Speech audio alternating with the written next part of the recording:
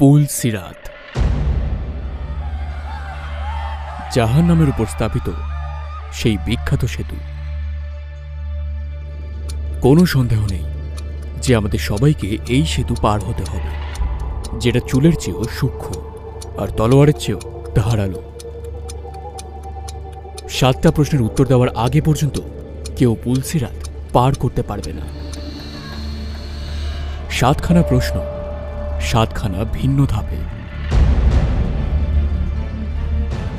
তো এই 7খানা প্রশ্ন কি কি, আর সেই প্রশ্নগুলোর উত্তর দেওয়ার জন্য আপনি নিজেকে তৈরি করেছেন তো?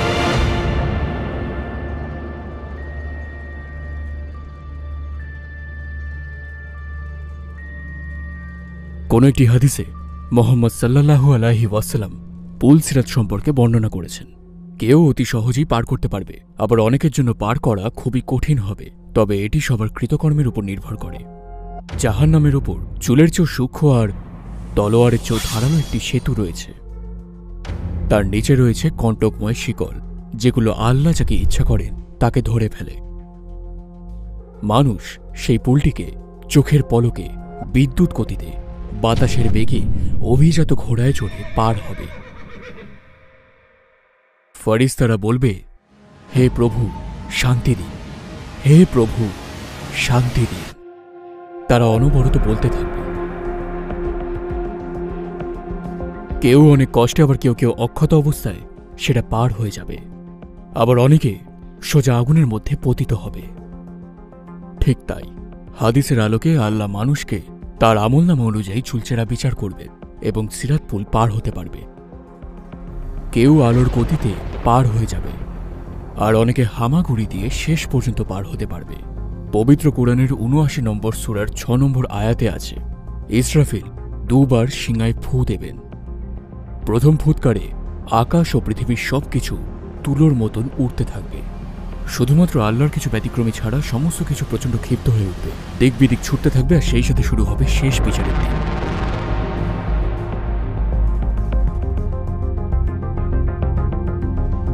আর দ্বিতীয় ফুৎকারের সঙ্গে সঙ্গে মৃত মানুষেরা কবর থেকে উঠে আসবে এবং দৌড়াদৌড়ি করে সবাই আল্লাহর সামনে হাসরের ময়দানে এসে জড়ো হবে। হাসরের ময়দানে উপস্থিত সবাইকে তাদের নিজ নিজ কর্মফলের তালিকা দেওয়া হবে। পৃথিবীতে যা যা করেছে তার সব কিছুর হিসাব। এই সম্পর্কে কোরআনের আয়াতে বলা হয়, যাদের ক্ষেত্রে আমলনামা তাদের ডান হাতে থাকবে তাদের জন্য থাকবে জান্নাতের সুসংবাদ, এবং আমলনামা যদি বাম হাতে বা পেছনে থাকে তবে জাহান্নামের আযাবের দুঃসংবাদ। পৃথিবীতে কিরামান কাতিবিন নামক 2 ফেরেশতা থাকে, যারা সবকিছু সারাক্ষণ লিপিবদ্ধ করছেন। আমরা যেসব ভালো ও খারাপ কাজ করেছি তা আমাদের সামনে পেশ করা হবে।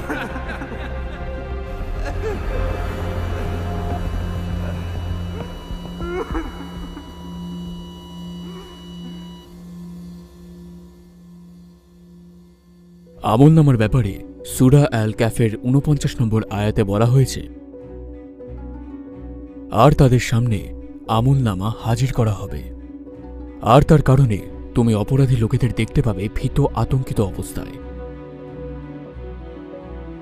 তারা বলতে থাকবে, হায় হায়, এ কেমন ধরনের কিতাব! ছোট বড় কোনো কাজই বাদ দেয়নি, বরং সবকিছুরই হিসাব রেখে দিয়েছে। তারা যা করেছে তা তাদের সামনে উপস্থিত পাবে। আর তোমার প্রতিপালক কারোর প্রতি জুলুম করবে না। হ্যাঁ, সেই কিতাব হাসরের ময়দানে আমাদের সামনে উপস্থিত করা হবে।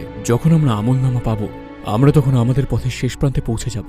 কিন্তু আমাদের গন্তব্যের আগে আরও একটি স্তর রয়েছে, যা হল চুলের চেয়েও সূক্ষ্ম আর তলোয়ারের চেয়েও ধারালো। এই স্তর সবাইকেই পার হতে হবে, কিছু ব্যতিক্রমী ছাড়া। এই স্তরটি হল পুল সিরাত। তোমাদের মধ্যে এমন কেউ নেই যাকে এটা অতিক্রম করতে হবে না। এটা তোমার প্রতিপালক দ্বারা গৃহীত একটি নিরঙ্কুশ ডিগ্রি, যা তার অনিবার্য ফয়সালা। সূরা মারিয়াম আয়াত ৭১।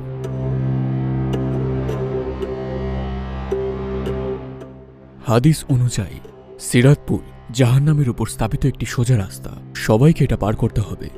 মুমিনরা তাদের কৃতকর্মের উপর ভিত্তি করে আলোর গতিতে কিংবা ধীরে ধীরে সেটা পার হবে, আর সমস্ত কাফির ও পাপীরা হোঁচট খাবে আর জাহান্নামে পড়ে যাবে।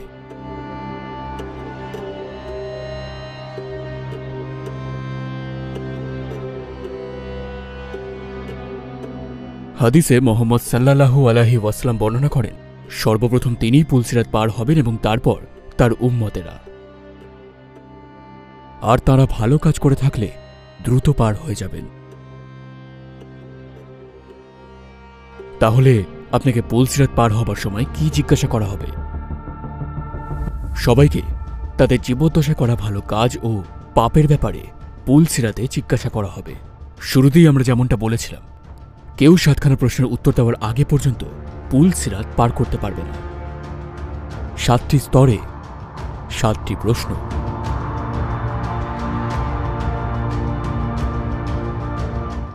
প্রথম স্তরে প্রথমেই যে জিনিসটি জিজ্ঞাসা করা হবে আমাদের ঈমানের ব্যাপারে। যদি আমাদের ঈমান শক্ত হয়ে থাকে তাহলে আমরা খুব সহজেই সেটি পার হয়ে যাব, কিন্তু যারা ঈমান আনেনি তারা একদম শুরুতেই জাহান্নামে পড়তে শুরু করবে। আর জানেন তো, যাদেরকে ঈমান আনার সুযোগ দেওয়া হয়েছিল কিন্তু তারা আনেনি, জাহান্নামই তাদের শেষ বাসস্থান হবে। আল্লাহ তাকে তার গুণাবলী এবং বান্দাদের দ্বারা তার পরিচয় প্রকাশ করবার পরেও যারা তাকে বিশ্বাস করেনি, জাহান্নাম হবে তাদের শেষ গন্তব্য। জাহান্নাম এতটাই নিষ্ঠুর যে এটিকে যখন জিজ্ঞেস করা হবে তোমার কি পেট ভরেছে, এটা চিৎকার করে উঠবে, উত্তরে জানাবে আর কেউ নেই। অন্য কথায় বললে, ভবিষ্যতে বা সেই সময়ে যতই কাফের থাকুক না কেন, জাহান্নাম পূর্ণ হওয়ার মতন ঘটনা কোনোদিনও ঘটবে না। কিন্তু ভয় পাবেন না, আপনি যদি সেই মুমিন হন আর সর্বদা ভালো কাজ করে থাকেন, আপনি হাসরের ময়দানে দুশ্চিন্তার থেকে চোখের পলকেই মুক্তি পাবেন। ঠিক যেভাবে নবী ইব্রাহিম আগুন থেকে রক্ষা পেয়েছিলেন পরম শান্তিতে। আপনার তখনও একটা সুযোগ থাকবে যদি আপনি ঈমান এনে থাকেন, কিন্তু আপনাকে রক্ষা করার মতন নেক আমল না থাকে। তা না হলে সেখানে অনেকগুলো হুক থাকবে যেগুলো আপনাকে পাপের জন্য পাকড়াও করবে। যদি আপনি সেখান থেকে নিজেকে ছাড়াতে পারেন তাহলে বেশ ভালো, কিন্তু যদি না পারেন তাহলে জাহান্নামের আগুন আপনাকে গিলে ফেলার জন্য অপেক্ষা করবে।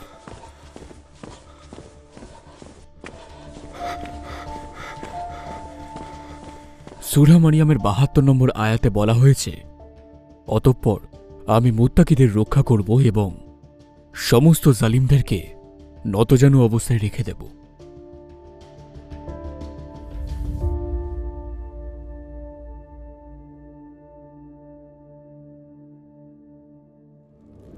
আমাদের পুলসিরাতের যাত্রা ঠিক কেমন হবে সেই বিষয়ে আমরা বলতে থাকি। জাহান্নাম আমাদের পায়ের নিচে তার ভয়াবহ অবস্থা দ্বারা আমাদের দৃষ্টি আকর্ষণ করবে।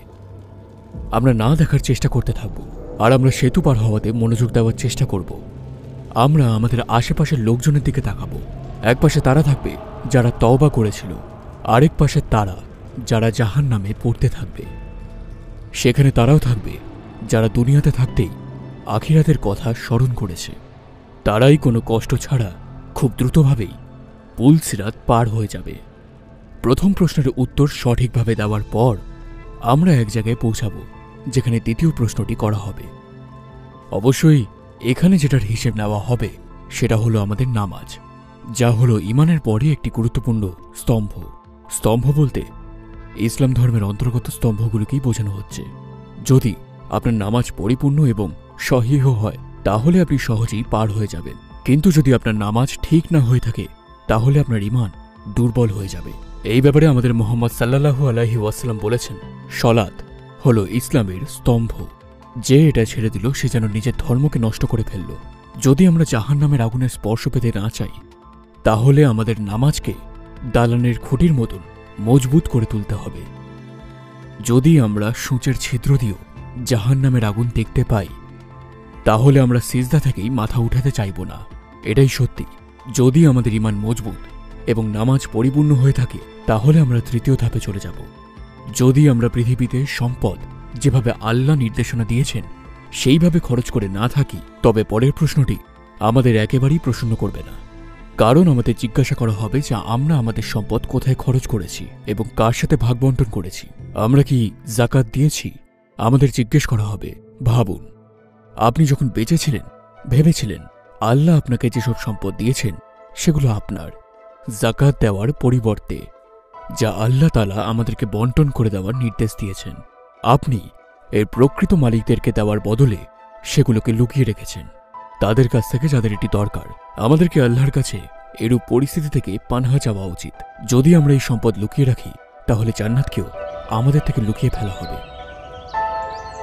যদি আমরা আল্লাহর নির্দেশিত পন্থায় উপার্জন করি এবং ব্যয় করে থাকি, পরবর্তী ধাপে আমাদেরকে রোজার ব্যাপারে জিজ্ঞেস করা হবে, যেটার নির্দেশ আমাদেরকে দেওয়া হয়েছে এবং আমাদের পূর্ববর্তী জাতিগুলোকেও দেওয়া হয়েছিল। যদি আমরা সেই প্রশ্নের উত্তরে যদি পারতাম বলতে না চাই, তাহলে আমাদের ভেঙে ফেলা রোজাগুলোকে পূর্ণ করতে হবে, যা আমরা নানান অজুহাতে পালন করিনি। তারপরে আমরা চলে যাব পঞ্চম ধাপে। এখানে আমাদেরকে জিজ্ঞাসা করা হবে হজের ব্যাপারে। যদি আমরা আর্থিক সংকটের কারণে হজ পালন করতে না পারি, আমরা আর্থিকভাবে সচ্ছল হওয়ার পরপরই এটি পালন করতে হবে। যদি আমরা অজুহাত দেখাই আর আর্থিকভাবে সচ্ছল হওয়ার পরও যদি হজ পালন না করে থাকি, তাহলে এর পরিণতি ভয়ঙ্কর হবে। ষষ্ঠ ধাপে এমন একটি বিষয়ের সম্মুখীন হতে হবে যা কিছু ব্যতিক্রমী ছাড়া সবাইকেই চিন্তিত করে, অন্যদের অধিকার রক্ষা করা এবং আত্মীয়দের দেখাশোনা করা।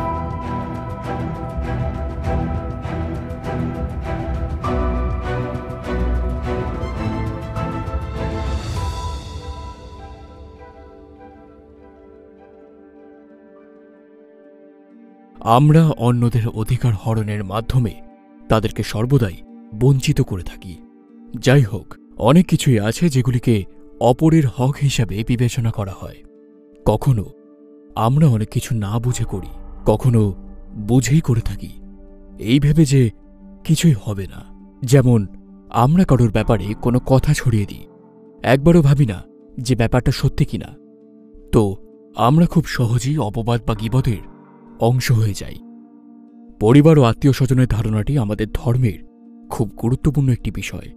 এটাকে অবশ্যই অনেক বেশি গুরুত্ব দেওয়া উচিত।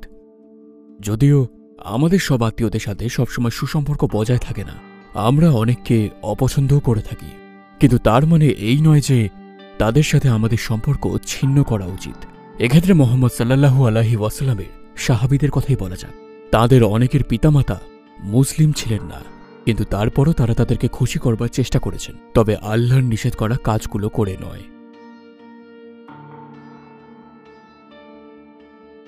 এই সমস্ত কিছু পার করবার পর আমাদেরকে পরিচ্ছন্নতার ব্যাপারে প্রশ্ন করা হবে। অন্য কথায় বলতে গেলে গোসলের ব্যাপারে। পূর্ববর্তী 6টি ধাপে উত্তীর্ণ হলে ইনশাল্লাহ আমরা তাদের সাথে শামিল হব যারা পরিচ্ছন্নতাকে গুরুত্ব দিত। যদি আমরা পরিচ্ছন্নতা নিয়ে গাফিলতি করি, তাহলে পুলসিরাতের আগের ধাপের প্রশ্নের উত্তর দেওয়া অসম্ভব হয়ে পড়বে।